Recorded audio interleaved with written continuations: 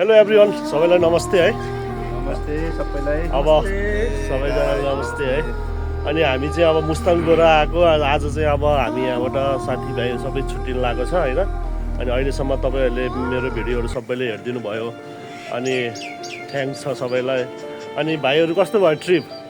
एकदम बवाल रमाइलो भयो होइन।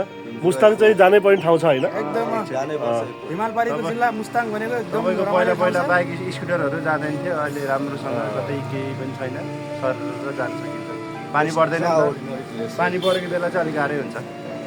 तर कोही ठाउँमा अलिअलि बिग्रिया रहेछ, नत्र अरू चाहिँ राम्रो रहेछ बाटो। तर एकचोटि चाहिँ सबैजना आउनु होला, मेरो भ्युअर्सहरू पनि।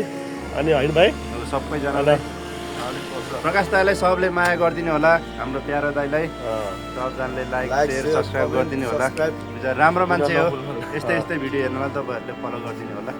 त्यति भन्दै हामी छुट्टिन्छौँ। ल बाई बाई सबलाई बाई बाई। फेरि see you again next time. Okay, hello everyone, finally अब साथीहरूसँग छुटेर म चाहिँ निस्किएँ। अनि पोखराबाट यो हाम्रो सर्टकट बाटो पोल्याङको बाटो चाहिँ आउँदै गर्दा यहाँ रूपाकोट देउराली माथि यहाँ फेरि माछापुच्छ्रे हिमालको दृश्य अवलोकन गर्न पाइयो। एकदम मौसम खुलेको रहेछ। अनि देख्न सक्नुहुन्छ पारी उता पारी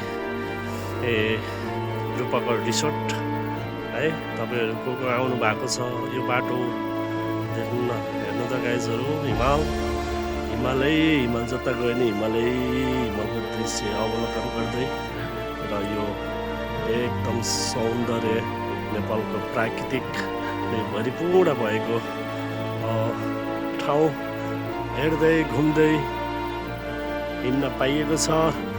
धेरै खुसी लागेको छ। देख्न सक्नुहुन्छ गाइजहरू, यता पनि अन्नपूर्ण होला सायद यो चाहिँ है।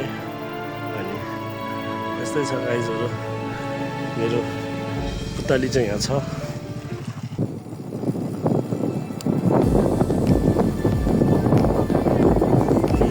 हामी गाउँ ठकुरी बस्ती देख्न सक्नुहुन्छ है। यो चाहिँ ठकुरी बस्ती रूपा गाउँपालिका 4 कास्की। साइली त मुखै झुन्ड्या गाइजहरू के भएको मुस्ताङमा पनि साइली आएको छ। अहिले पनि साइली नै अब के भएको। तपाईँहरू पनि मुस्ताङ यदि जान चाहनुहुन्छ भने मुस्ताङ जानलाई बाइकमा स्कुटरै गए पनि मजाले जान्छ। त्यसको छैन।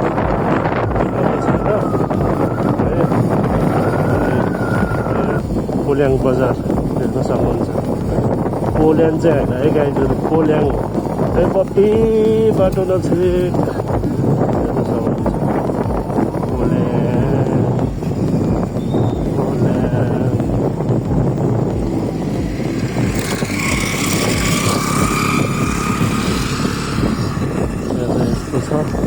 सबहरू मास खटाउने धान काट्ने बेला भएको छ नि त गाइजहरू देख्न।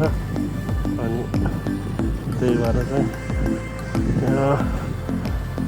अब यो त मक्सिरको सिजन हो नि त, धान पराल थन्काउने। अनि त्यही भएर मान्छेहरू पनि एकदम बिजी हुनुहुन्छ गाइजहरू। पोल्याङ आयो है। पोल्याङ चाहिँ होइन गाइजहरू, पोल्याङ भन्नु होला। हाम्रो चाहिँ यहाँ पोल्याङ हो। अनि चाहिँ यहाँको यो फाँटहरू सबै अब अहिले आलु लाउने मुसुल छान्ने बेला भएछ। ओ भेनाजु खानु हुनुहुन्छ? के छ त, काम सकियो अब?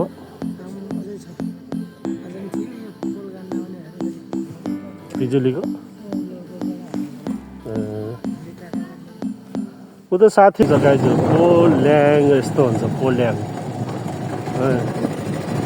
गाइजहरू। रूपा गाउँपालिका भ्रमण गर्नुभएकोमा धन्यवाद। थ्याङ्क्स फर भिजिट भन्नुहुन्छ। Thank you. देख्न सक्नुहुन्छ गाइजहरू, यो मादी नदी हो होइन। यो पोल्याङ, यो ठ्याक्कै पोल्याङ तल छ। यो चाहिँ मादी नदी देख्न सक्नुहुन्छ है।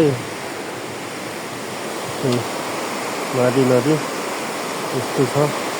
त्यो पुरा माथि हिमालको पानी आउँछ कि गाइजहरू यो चाहिँ है यही नदी हो चाहिँ गाइजहरू दमौलीको पुलमा छ नि जाने यही खोला हो यही माथि नदी हो दमौलीमा पनि झर्ने यो चाहिँ म चाहिँ अलि माथि हो देख्न सक्नुहुन्छ है यस्तो छ यो माथि नदीको दृश्य हेर्न सक्नुहुन्छ गाइजहरू हिम्मत पुल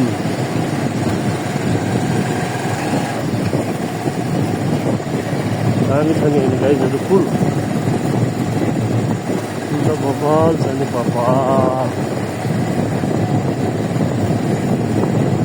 यो पुल नबनिन्छ चाहिँ पारी जान आउन चाहिँ समस्या हुन्थ्यो तर यो बनेपछि चाहिँ बबाल भन्छ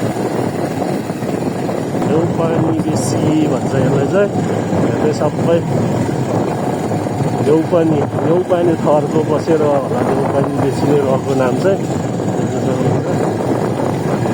पहिलेदेखि नै यो नाम न्यौपानी बेसी भनेर चिन्ने मान्छे चाहिँ 21 किलोमिटर छ गाइज यहाँबाट चाहिँ त्यो न्यौपानी बेसी भन्ने ठाउँबाट दमौली चाहिँ ठ्याक्कै 21 किलोमिटर यस्तो फाँटो छ यहाँ देख्न सक्नुहुन्छ यहाँ पुरै खेती हुन्छ यहाँ चाहिँ 12 मास खेती हुन्छ कि गाई चाहिँ देख्न सक्नुहुन्छ